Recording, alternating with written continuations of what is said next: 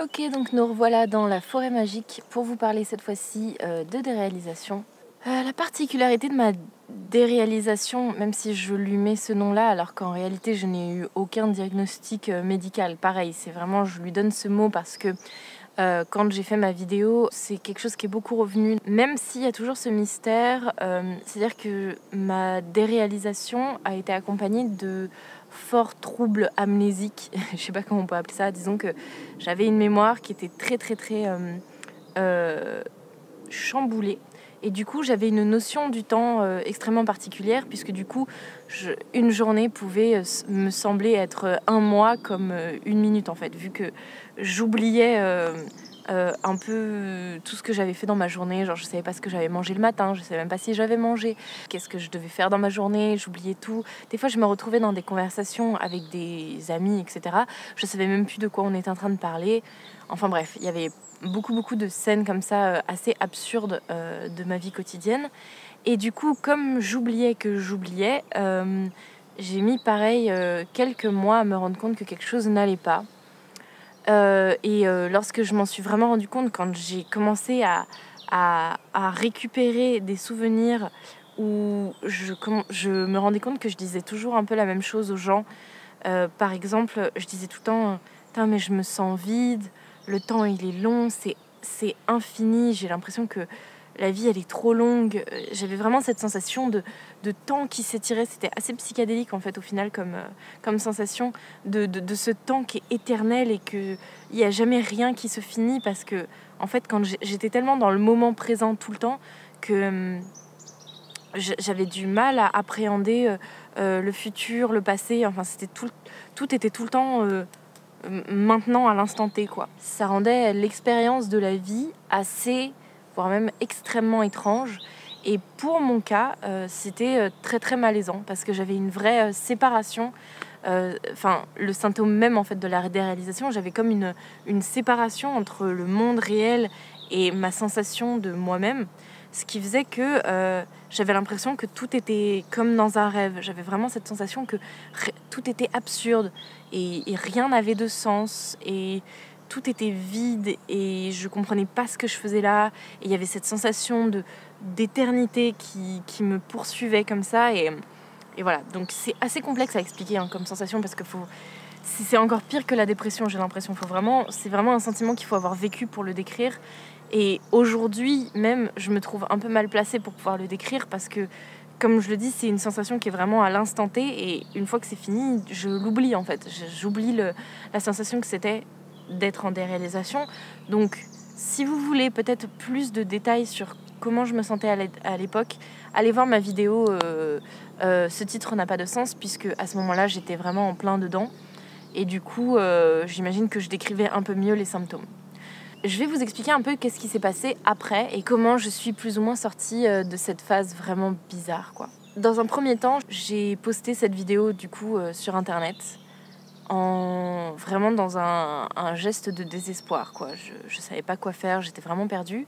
Et du coup, j'ai filmé, tourné, monté et uploadé cette vidéo. Le fait même de m'être remis à faire des vidéos alors que j'arrivais plus trop à en faire, le fait d'avoir des retours concrets sur qu'est-ce que je pouvais avoir, et disons que je suis retournée dans une démarche de ah ok, je suis malade, il m'arrive un truc, est-ce que c'est une dépression, est-ce que y a quelque chose qui va pas dans ma vie, enfin disons que tout le schéma de remise en question et de travail d'amélioration que j'avais mis il y a longtemps lorsque j'étais en dépression, j'ai remis ce schéma-là dans ma vie en me disant ok, qu'est-ce qui va pas, pourquoi ça va pas, et quels sont les petits steps que je peux faire pour sortir en fait de là. Donc le grand truc qui ressortait de tout ça, c'était que la vie n'avait pas de sens. Et même plus que ça, j'étais vraiment dans le questionnement du moindre truc, au point que vraiment plus rien n'avait de sens du tout, quoi. Genre, ce stylo n'a pas de sens, cet arbre n'a pas de sens, ma main n'a pas de sens. Genre, vraiment, j'arrivais à la lisière du what the fuck, en fait.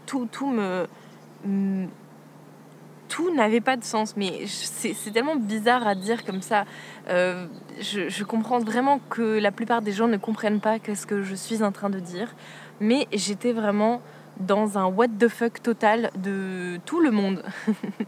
Et je pense que ça, c'était beaucoup dû notamment au deuil que je devais faire.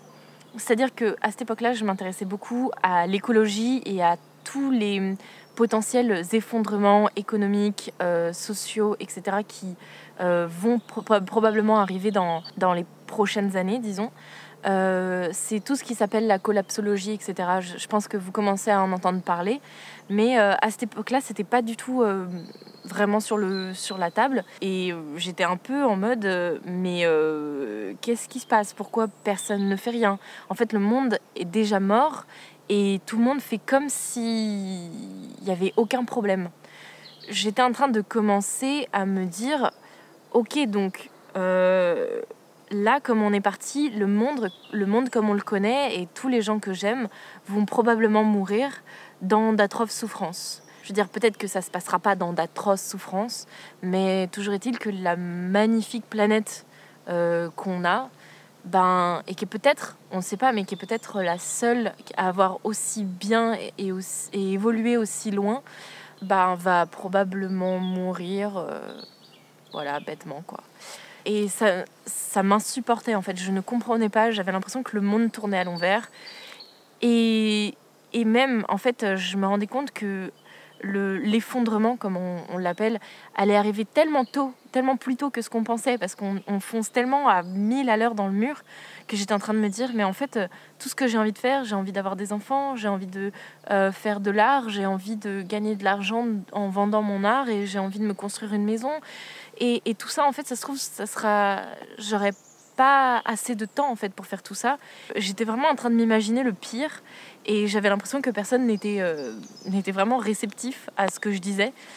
Et ça m'a un peu cassé le cerveau, en fait. J'ai l'impression que j'étais tellement anxieuse, tellement dégoûtée, et tout n'avait tellement plus de sens, que c'est comme si mon cerveau, à un moment, avait mis une barrière. Il avait coupé, en fait. Il a dit, ok, là, c'est trop dur à gérer, c'est trop d'émotions, c'est trop d'informations.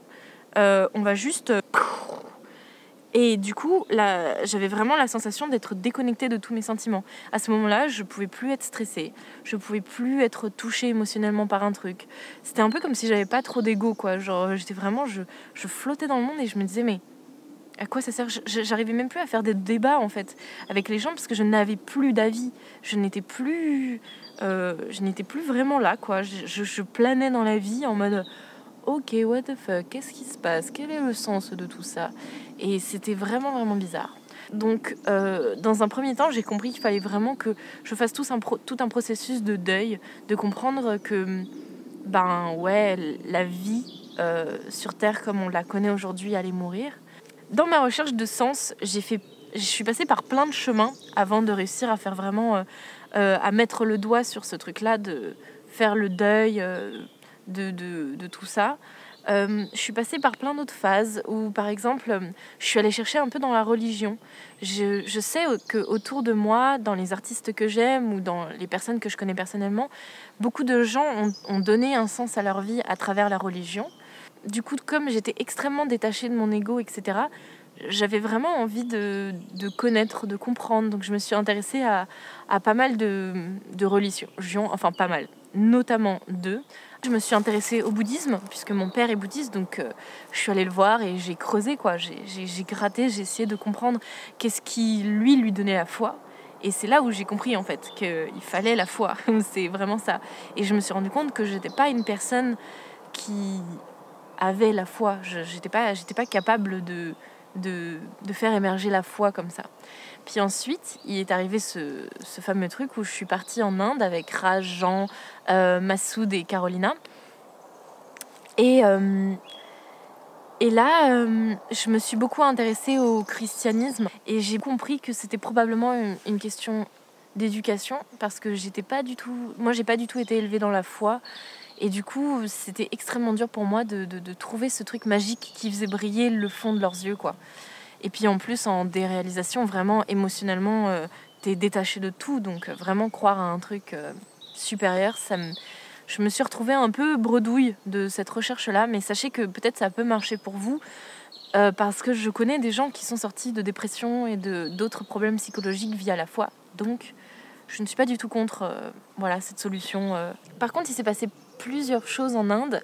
La première, c'est qu'on a fait un défi 30 jours honnêteté radicale, avec notamment Raj qui a lancé un peu l'idée. Et ça m'a appris énormément de choses sur moi, de faire ça. Ça m'a comme un peu reconnecté à plusieurs choses dans mon cerveau. En fait, c'est comme si j'avais fait des liens de trucs que je m'étais jamais rendu compte. Parce que, en fait, être dans une démarche d'honnêteté radicale, c'était comme se rapprocher un peu plus à chaque fois du vrai nous qui est à l'intérieur. Et c'était quelque chose que j'avais très, très, très rarement fait, notamment parce que je suis une menteuse.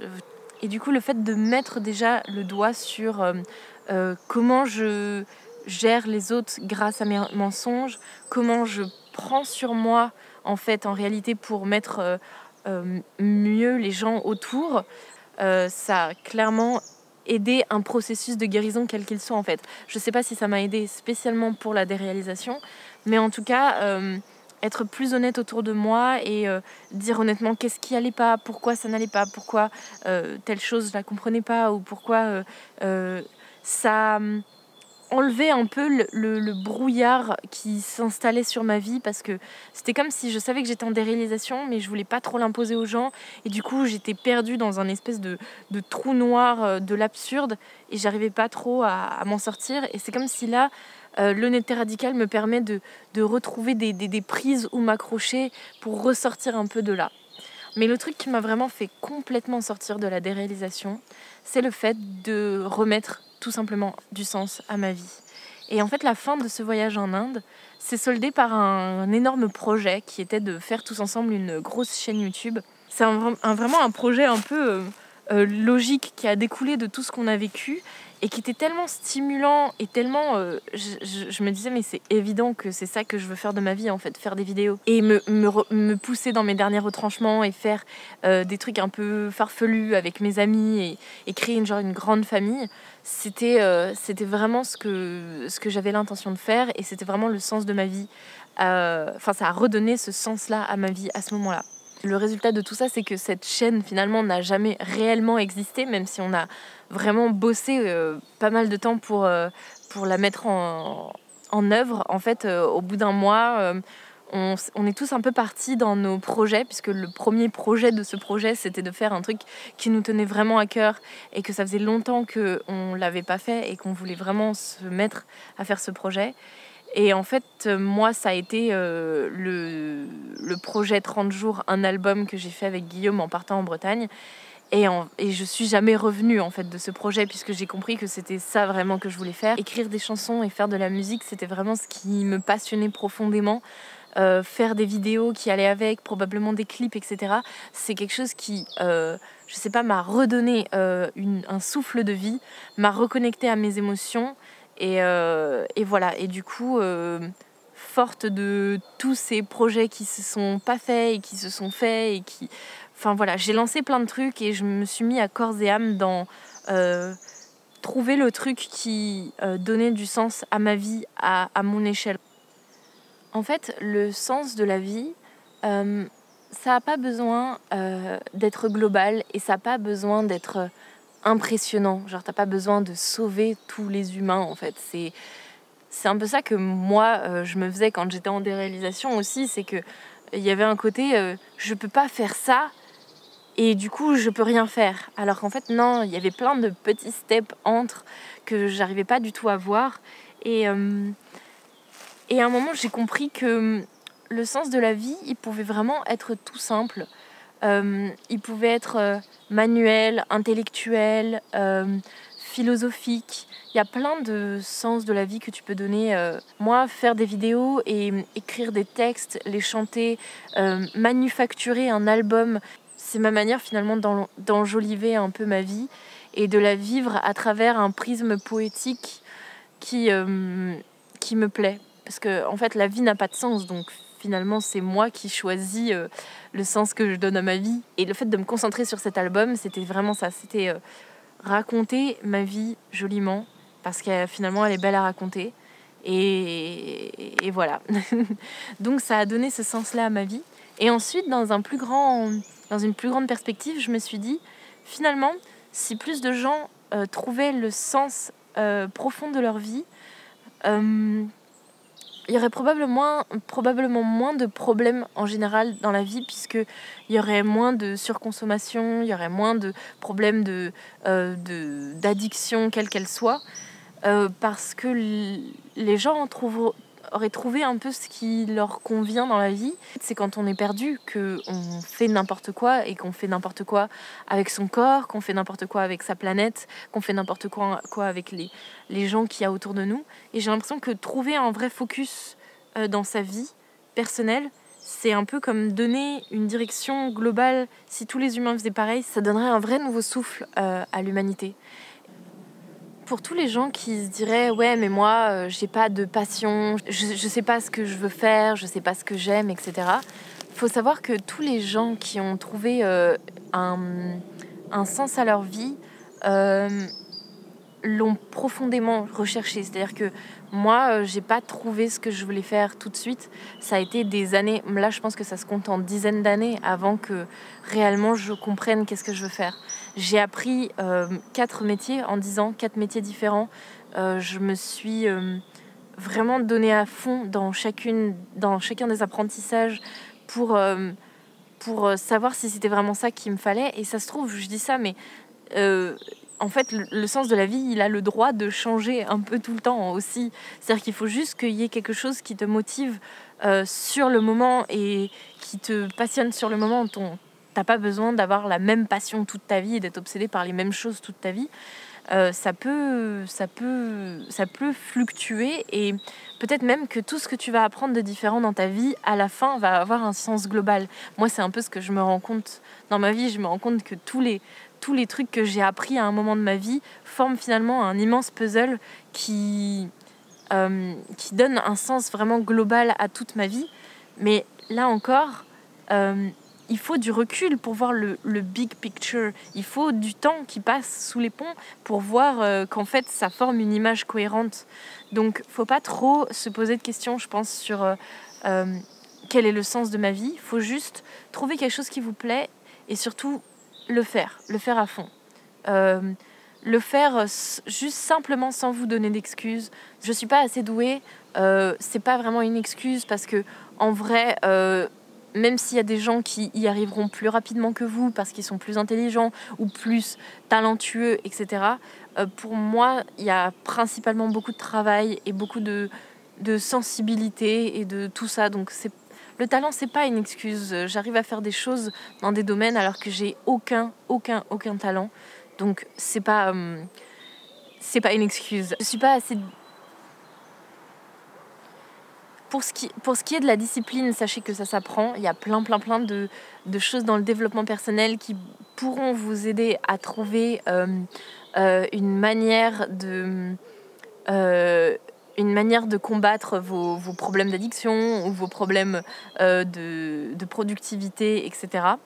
Et j'ai pas assez le temps. Pareil, vous prenez le temps de manger, vous prenez le temps de vous laver, vous prenez le temps de vous épiler, vous prenez le temps de vous maquiller, vous prenez le temps de regarder Netflix, ou peu importe en fait. Vous avez le temps, on a le temps qu'on se donne dans une journée.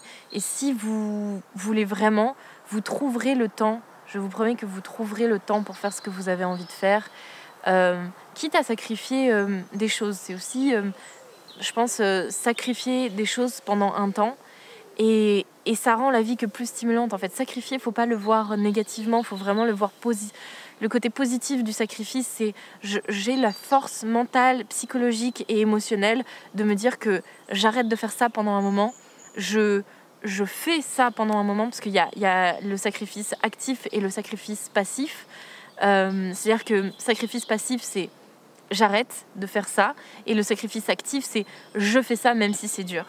Et du coup, il y a tous ces sacrifices que vous allez devoir faire pour trouver votre flamme à l'intérieur qui brûle. Mais je pense qu'il faut laisser au temps le temps de vous façonner, de vous faire grandir, de vous faire mûrir. Il y a plein de choses qui vont vous arriver dans votre vie, quel que soit l'âge que vous avez. Il y a plein d'événements qui vont arriver et qui vont vous faire mûrir sur tel ou tel sujet. Et c'est pour ça qu'il faut tenter des choses. Parce qu'en fait, si vous tentez des choses et que ça réussit pas, c'est pas grave. Au moins, vous savez que c'est pas ça qui vous plaît. Et vous tentez autre chose. Et ça vous plaira pas. Et ça sera peut-être pas le sens de votre vie. Mais c'est pas grave. Vous pourrez commencer autre chose. Et si c'est trop dur, vous pouvez trouver une autre façon de le faire qui serait moins dur pour vous ou qui serait en accord avec votre emploi du temps, etc. Waouh! Il y a une chouette. Sachez que si vous vous faites chier en ce moment dans votre vie, n'attendez pas plus tard. Plus tard, vous allez aussi vous faire chier. Si vous êtes à l'école, que ce soit au collège, au lycée ou dans les études supérieures et que vous vous faites chier, en fait, si vous ne trouvez pas quelque chose qui vous passionne, tout va être long et chiant. Et votre boulot ensuite, il sera long et il sera chiant. Et vous aurez des gens pour vous donner des ordres et ce sera long et ce sera chiant. Et quel que soit, même si vous êtes dans une activité libérale ou quoi que ce soit, si vous ne trouvez pas quelque chose qui profondément vous inspire et vous nourrit, vous allez vous faire chier. Et quand on se fait chier, la vie, c'est super long. C'est vraiment très, très, très, très, très, très long. Et je vous souhaite donc à tous de trouver ce feu sacré qui brûle en vous et qui ne demande qu'à sortir en vrai. Je vous jure, dès que vous allez toucher un truc, ça va faire pouf et vous allez faire waouh. En fait, j'avais pas compris, mais c'était ça depuis le début. Il y a une voix qui vous parle au fond, c'est juste, elle est étouffée par tout le brouhaha de tout le monde qui hurle partout, l'industrie de l'attention où on fait « Hey, regarde Facebook, hey, regarde cette pub, hey, regarde ce truc, hey, regarde ce jeu » où on est tout le temps overstimulé de scrolling et de trucs. On n'a plus le temps d'écouter ce que vraiment on a envie, ce qu'on a envie de manger, ce qu'on a envie d'écouter, ce qu'on a envie de trucs. Donc, juste apprenez à peut-être écarter tous les trucs qui font trop de bruit dans votre vie, dans un premier temps. Et ensuite, vous concentrer sur qu'est-ce que vous dit votre voix. Tentez des choses. Si vous essayez un truc et qu'au final vous vous rendez compte que votre voix elle est en train de vous dire mais non c'est trop chiant, j'aime pas du tout faire ça, écoutez-la et dites-vous ok c'est pas ça, allez je tente un autre truc. Voilà, c'est un peu mon conseil. Je vous prépare une autre petite vidéo pour demain qui parlera probablement plus ou moins de tout ça, mais développée sur comment trouver le feu sacré qu'on a en nous. Donc voilà. C'est à peu près tout. Je vous fais des énormes bisous et puis du coup on se voit demain. Bye.